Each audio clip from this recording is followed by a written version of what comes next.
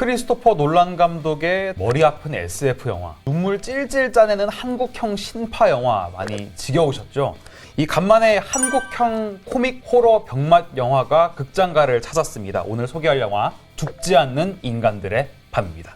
자, 오늘 팝콘각 TMI 어떤 건가요? 죽지 않은 인간들의 밤이라고 하면 영화 좀 보시거나 하면 오늘날 우리가 익숙하게 보는 여러 좀비 영화들이 많죠. 그런 것들의 어떤 아버지격으로 평가를 받는 조지 로메로 감독의 68년 영화 살아있는 시체들의 밤이라는 작품이 있어요. 네네. 그 영화의 제목을 아마 이 영화를 겹쳐서 떠올리시는 분들이 계시지 않을까 싶죠. 그러면은 이거는 뭐 우리가 흔히 말하는 뭐 영화에 대한 오마주라고 봐야 되나요? 아니면 뭐 패러디? 어떤 거라고 봐야 되나요, 이거는? 일단 결론적으로는 패러디에 좀 더 가까울 것 같아요. 이제 오마주가 좀 더 존경과 헌사 이런 의미를 담은 것이라고 한다면 패러디는 조금 더 풍자적인 유머나 위트 이런 것들을 중점으로 두고 있는 개념이겠죠. 네. 죽지 않은 인간들의 밤이 물론 본격적인 좀비 영화는 아니겠지만 그래도 뒤에서 말씀드릴 언브레이커블 같은 캐릭터가 나오기도 하고 네. 그런 면에서 생각을 하자면 제목부터 이 영화의 어떤 재치를 엿볼 수 있지 않을까 싶은 생각이 듭니다. 언브레이커블 얘기 잠시 뒤에 더 해보고요. 일단 영화 줄거리부터 보겠습니다.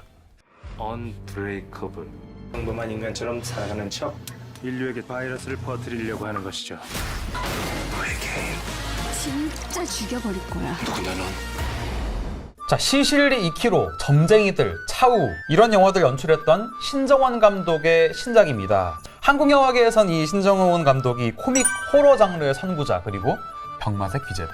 뭐 그런 얘기들 많이 듣거든요. 그래서일까요? 이 영화 곳곳에 평범함을 거부하려는 어떤 감독의 연출과 시나리오가 굉장히 탁월하게 구사가 되는데 저는 조금 오바해서 말하자면 이 신정원 감독이 쿠엔틴 타란티노의 좀 고급 버전 아닌가? 그럴 수 있겠네요. 그런 생각이 좀 오바한 건데 네. 타란티노 영화를 예로 들어 보면은 기존의 규칙을 계속 깨면서 나오는 영화에 굉장히 이상야릇한 쾌감이 있단 말이죠. 많죠. 그게 뭐 예를 들어서 가장 죽을 것 같은 애인데 안 죽어. 뭔가 주인공 같은데 갑자기 허무하게 죽어버려. 뭐 이런 식으로 규칙들을 깨가는 어떤 그런 모습이 타란티노와 좀 비슷하지 않나 그런 생각이 듭니다. 네. 타란티노 감독도 어릴 적부터 자기가 접해온 여러 수많은 영화, 뭐 만화 이런 것들을 가지고 뭐 그중에는 뭐 사무라이 같은 것도 있을 것이고 무협 그런 부분들이 약간 그 펄프 픽션 아니면은 킬빌 이런 데서 많이 나왔던 것 같아요. 네. 보면은. 그래서 저도 정말 좋아하는 감독 중에 한 명인데 예. 신정원 감독님도 그런 식으로 자기가 접해온 여러 대중문화 컨텐츠들을 본인 영화에 굉장히 B급 감성으로 말씀하신 것처럼 네. 잘 녹여내고 있지 않은가 그런 생각도 좀 들어요.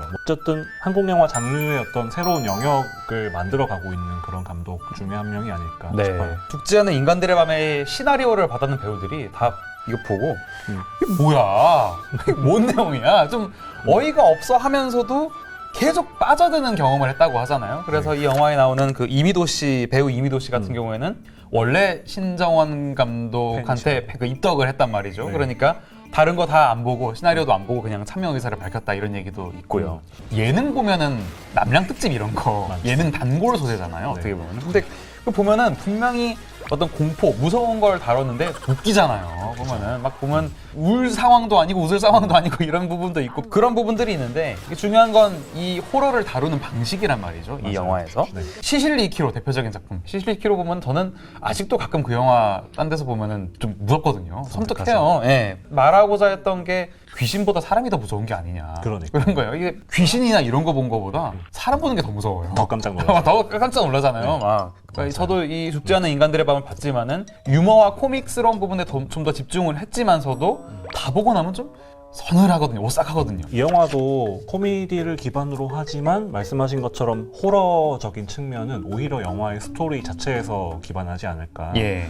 그런 생각도 좀 드는데 결국은 이정현 씨가 연기한 소희라는 캐릭터 입장에서 보자면 가장 가깝고 내가 잘 안다고 생각했던 사람이 알고 보니 그 사람이 맞나? 아닌가?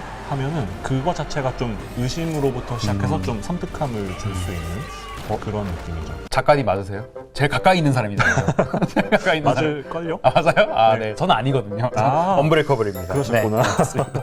영화 속에 말씀드렸다시피 언브레이커블이라는 용어가 나옵니다. 극 중에 김성호 씨가 연기한 배역을 맞아요. 가리키는 죽지 않은 외계인 집단을 말하는데요.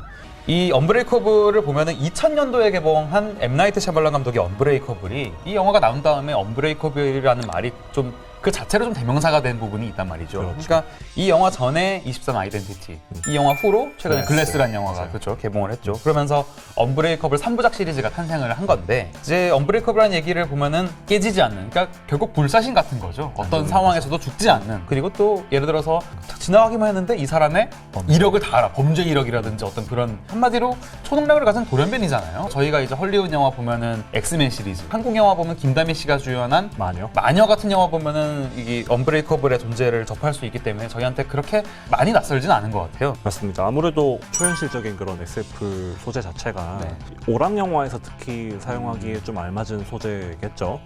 현실에 있을 수 없는 것들을 가지고 그것들을 어떤 영화의 상상력을 토대로 구현을 하는 거죠.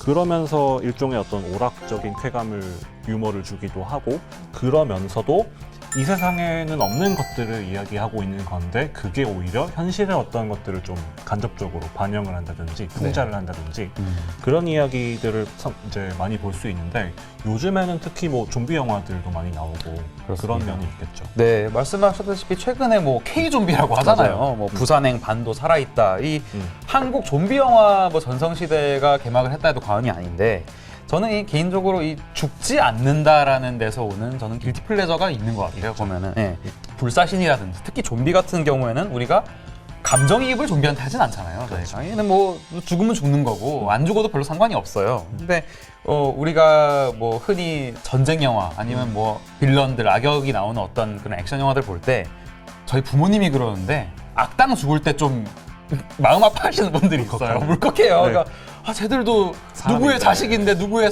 사람인데 가족이고. 이러면서 가족이고 누구의 가족이고 저희 엄마 그러거든요. 그런 건데 근데 이게 좀비는 그렇지가 않다는 거죠. 그냥 이미 죽었으니까. 그렇죠. 머리통 날리면 되고 삽으로 때리면 돼, 도끼로 찍으면 돼요. 이게 사람이 아니니까요. 그런 면이 이 죽지 않은 인간들의 밤에서도 캐릭터를 보여주는 하나의 방식이 되지 않을까 싶은 것도 있죠. 그 캐릭터가 뭐 어떻게 안 죽는 능력을 가졌는가, 그런 뭐 설정 자체를 막 파고드는 영화는 그런 사람들이 아니겠죠. 있어요. 꼭 파고드는 사람들이 있어요. 쟤는 왜 안 죽어? 뭐 이런 사람들이 그러니까 있어요. 그런 걸 약간 기본적으로 깔고 가면서 그들과 인간, 그러니까 보통 사람들의 어떤 뭐 대결 구도라든지 그런 것들이 어떤 예상치 못한 유머를 만들기도 하고 의외의 전개가 펼쳐진다든지 그런 어떤 캐릭터가 기반이 되지 않을까 싶어요. 네, 팝콘각 한 줄 평인데요. 제 한 줄 평은요. 네, 기대됩니다. 부담 주지 마세요. 편의점 도시락이 잘 어울리는 영화다. 어울리네요. 예, 벌써 알아들으셨어요, 제 네. 표현을? 그럼 부가적으로 설명을 좀 드리자면은 네. 요새 최근에 편의점 도시락 드셔보셨어요? 퀄리티가 장난 아니죠. 라구 파스타 나오고요. 네. 트러플 리조또 이런 거 나오거든요. 근데 이게 웃기잖아요. 도시락이라는 것과 애초에 라구 파스타 이런 트러플 이런 건 애초에 안 어울리는 겁니다. 이게. 그럴 수 있죠. 하지만 이 안 어울리는 음식으로 원재료 값은 좀 싸게 하면서도 맛으로 결국 승부한다는 거죠. 그러니까 어떻게 보면 좀 B급을 포장을 한다는 거예요. 잘 포장했죠. 잘 포장했죠. 자주는 아니어도 누군가의 입에 짝짝 달라붙는 그런 음식도 있어야 된다. 저는 이런 생각을 해보고요. 그래서 이 영화를 결국 편의점 도시락 드시면서 보는 게 어떨까라는 생각을 해봤습니다. 팝콘각 네. 한 줄 평 어떻게 되십니까? 저는 쓰고 보니 두 줄 평인데 네. 이제 아는 사람도 다시 보자. 내가 아는 그 사람이고 내가 아는 그 사람이 맞는가. 다시 한번 말씀해 주실래요? 잘 못 네. 알아들었어요. 내가 아는 그 사람이 내가 아는 그 사람이 맞는가라는 것이 있겠고, 네. 그러니까 영화가 SF적인 소재와 컬트적인 그런 B급 연출이 만나서 굉장히 언브레이커블한 캐릭터 무비가 되지 않았을까. 언브레이커블을 약간 중의적으로 표현하신 것 같아요. 또. 네, 그 알겠습니다. 용어를 좀 활용을 해봤습니다. 알겠습니다. 네, 오늘 팝콘각 죽지 않는 인간들의 밤을 가지고 여러 얘기들 나눠봤는데요. 다음 영화도 소개를 해드려야 되는데 어떤 영화 다루실 건가요? 에단 오크가 니콜라 테슬라 역을 연기한 테슬라라는. 테슬라. 네. 그럼 약간 요 얘기도 할 수 있겠네요, 그죠? 그럼요. 네, 알겠습니다. 네, 저희 팝콘각은 다음 시간에 또 찾아뵙겠습니다. 감사합니다.